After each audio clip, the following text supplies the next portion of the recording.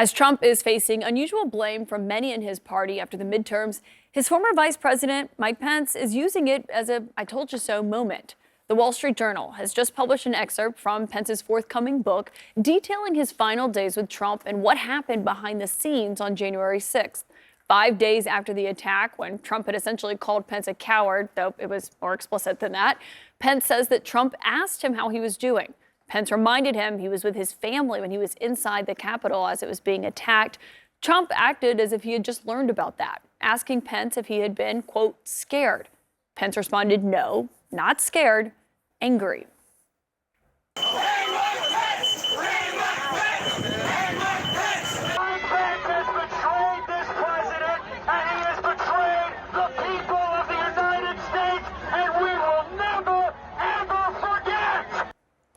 Of course, remember, Trump never called Pence that day to check on him. An aide later testified Trump had actually approved of those Hang Mike Pence chants. Pence writes in his new book, quote, President Trump retweeted an obscure article titled Operation Pence Card. It alluded to the theory that if all else failed, I could alter the outcome of the election on January 6th. I showed it to my wife, Karen, and rolled my eyes. Keep in mind, on New Year's Day, Trump called Pence about a lawsuit that had been filed by Texas Congressman Louis Gohmert aimed at forcing Pence to help overturn the election. Pence says that Trump told him, quote, I don't want to see Pence opposes Gohmert suit as a headline this morning. But Pence says he told Trump he did oppose it. Trump responded, quote, you're too honest. Hundreds of thousands are going to hate your guts. People are going to think you're stupid. Pence goes on to write that he challenged Trump's attorney, John Eastman, 2 days before January 6 actually happened, saying Eastman didn't even believe his own advice he was giving Trump. Pence writes, quote, I turned to the president and said, Mr. President, did you hear that? Even your own lawyer doesn't think I have the authority to return electoral votes.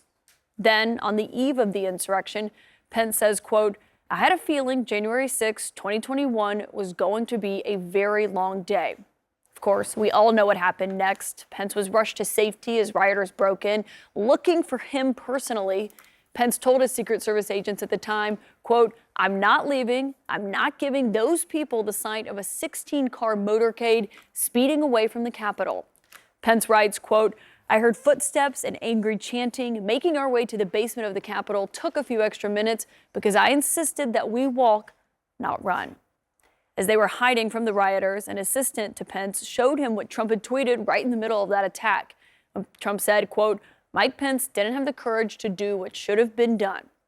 Pence writes he ignored the tweet and got back to work. 8 days later, Pence says he stopped by the Oval Office and that the night before Trump had, quote, unequivocally denounced the violence at the Capitol. Pence congratulated him on his address and Trump said, I knew you'd like it. Pence writes that he seemed discouraged, so I reminded him that I was praying for him. Trump's response? Don't bother. Pence's book comes out on Tuesday. That's the same day Trump has promised to make an announcement at Mar-a-Lago teasing a presidential run. Pence is also scheduled to participate in a CNN town hall on Wednesday. So joining us now, who better to discuss, Georgia Lieutenant Governor Jeff Duncan. David Urban, you had a fascinating quote yesterday that I want to read about what happened. You said, talking about the Republican anger effort on Tuesday, you said, quote, it's clear the center of gravity of the Republican Party is in the state of Florida, and I don't mean Mar-a-Lago.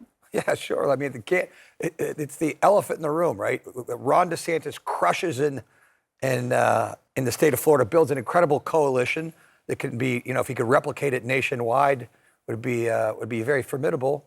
And so I think, you know, if you're a Republican in America today and you're looking at having a Lincoln Day dinner and you're looking for a speaker, it's not going to be Donald Trump. You're going to want Ron DeSantis to come. And so my point is, you know, it's shifted to Tallahassee from Mar-a-Lago. Ron DeSantis is the future, as the New York Post said so eloquently. Future? Yeah, the future. Well, I mean, that's, you know, it's the prognostication. But let me ask you, Rupert. you're saying Ron DeSantis, and, you know, Caitlin just said this whole thing on the book. Why isn't it Mike Pence?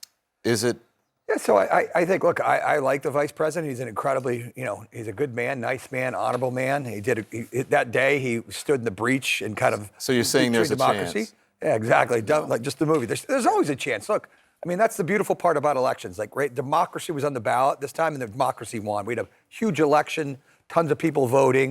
You know, Democrats are very concerned about, you know, all these the myriad of bad things that could happen, and they didn't. And that's the great part. You know, Well, my point is, we did the whole thing. Mike Pence has the book coming out, right? He's doing the thing here on CNN, but then you pivoted right to Ron DeSantis. No one is talking about. Well, listen, there's obviously going to be a lot of people running, right, for president. And as we saw last time, there's a giant field, 16, 17 people. No one thought Donald Trump was going to be the nominee when that started out, right? And that's why they have this process, right? Lieutenant Governor could tell you, when he ran, I'm sure there were a lot of people. He may have been the favorite, may not have been the favorite, but at the end, that's why you have elections. I thought your interview, I was telling Caitlin this earlier with Caitlin yesterday, was really the interview of the day yesterday. I think what you said was so important for America to hear, for many Republicans to hear. And you talked about not maybe a pivot, but a definite turn and pivot. And I just wonder if a Mike Pence is enough of a pivot for the party, right? Yes, he's writing this now and saying this now. And yes, he did and stood up for the Constitution on that day. It's critically important.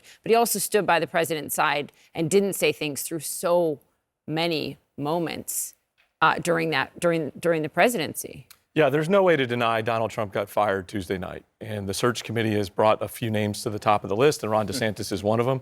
I think Ron DeSantis is being rewarded for a new thought process with Republicans and that solid leadership. Right, we watched that play out in Georgia. Brian Kemp beat the brakes off Stacey Abrams, because he really got to put leadership on display through a pandemic and economic upheaval and whatnot. And in Georgia, I think we're going to watch this play out over the next 4 weeks. My advice, if anybody in the Herschel Walker team wanted to listen, would be to make 3 successful phone calls. One is to tell Donald Trump to stay out of Georgia for 4 weeks. He's toxic and he would do nothing to help the ticket. Secondly, I would pick up the phone and call Brian Kemp and ask him for his help and apologize for not endorsing him during the primary against David Perdue. And third, I'd call Ron DeSantis and ask him to come to Georgia as often as he possibly can the next 4 weeks. That would be a winning recipe for Herschel Walker. Mike Pence wasn't That's in why he's any of lieutenant those. governor, right? He's smart. Mike Pence wasn't in any of those 3 recommendations. Yeah, I think, look, this is just my opinion. I think Mike Pence has got a difficult, hold a thread because he's got to have to explain the 4 years of being alongside Donald Trump, right? And there's a process there that is an angry and vile process that we're having to move past. I think Republicans are now in a window of opportunity where if we don't actually get stuff done, if we just complain about stuff, right? If we just complain about immigration, if we just complain about healthcare, if we just complain about all of these issues, but don't actually do something, then we've got problem, right? Then 2024 becomes blurred and it doesn't become an easy target. The first 100 days of our Congress, if it's a Donald Trump, wish list, we got problems. But if we go to work for the actual average American that's going to be worried about getting laid off in the next 2 hours, then I think we got a chance to really move the needle. To Poppy's point and to your point, Brian Kemp stood up to Donald Trump and said, look, the election was not stolen, right? He stood up to Donald Trump. Mike Pence did not do that. He did stand up for the Constitution, but he's going to have a lot to answer to when it comes to what happened with Donald Trump and why he didn't stand up. There's this, I don't know what's the right term for it, maybe a Trump drag factor. Right? Everybody who's tightly associated with Donald Trump, and we watched it play out all over the country in these races. Certainly watched it play out in Georgia. I mean, the drag factor is tangible. It was, 8 or 9 points between Brian Kemp and Herschel Walker, and we've seen it play out all over the country. The Trump drag factor is real, and it's only getting worse. And can I just say quickly, because I just double-checked myself, Pence backed Kemp while Trump was backing Perdue in that race. Pence was behind Kemp at the time. David, though, when you talk to other Republicans, I think the question is, we, the royal we, always talk about Trump when something happens as if it's over, his grip on the power is completely gone, his grip on the party. That's not true, clearly, if you watch the primaries. He's got the voters. So is it just bad headlines that Trump will survive ultimately? I mean, I don't know. This hits a little different than the past, right? And people are saying, well, why not on January 6th? I can't tell you. It's like, it is until it isn't, right? That's this president, how he's operated. And this just feels different. People they don't like losing. Ben Shapiro is out, on social media saying, look, we got to reevaluate. Candace Owens, right? These are Trump Look at the loyalists, Can we right? pull up the Wall Street Journal? Incredible. Wall Street Journal, the the New York biggest Post loser, is one right? thing, but to see the Wall Street Journal editorial board write the Republican Party's biggest loser, I think is right. It is important, but you know what? There are so many people back in Pennsylvania and Florida and Kentucky and Iowa that are ride or die Trumpers, right? And they're not going to leave this guy. And listen, President Trump has a loyal base of probably right around 30% in the Republican Party that aren't going anywhere until maybe somebody else gives them an alternative or an option. And literally nobody stepped up yet. So President Trump's going to announce this next coming week. This Governor DeSantis has announced. Vice President Pence hasn't announced. So there is nobody else in the mix as of yet. You mentioned two of the extremists in the party. You're talking about Ben Shapiro and what's her name, Candace Candace Owens, right? But those aren't the people who are deciding elections right now. No, but those they may are- be the loudest voices and the MAGA folks, right? But they're not necessarily the folks who are going to the polls and deciding. No, the but election. and to your point, Don, friends of mine back in Western Pennsylvania, right? Good friends of mine, they're ride or die Trumpers. I keep sending them information. I say, look, here's what's happened. They're like, David, do you really believe the president lost? I said, yeah, he lost. And I'd like him to win. I wish the guy would have won in 2020, but let me explain to you how he lost. And they're like, no, you're wrong. And even this past, on election day, they're giving me anecdotes about people being sent extra ballots and look how bad things are. And I'm like, those are just anecdotal, and I run them down and fact check them and try to help them. But you can't persuade them. They're not persuadable. You think he'll announce? Yeah, I think former president's going to run for a variety of reasons, You right? think he should run? Look, it's America. Everyone gets a chance to run, right?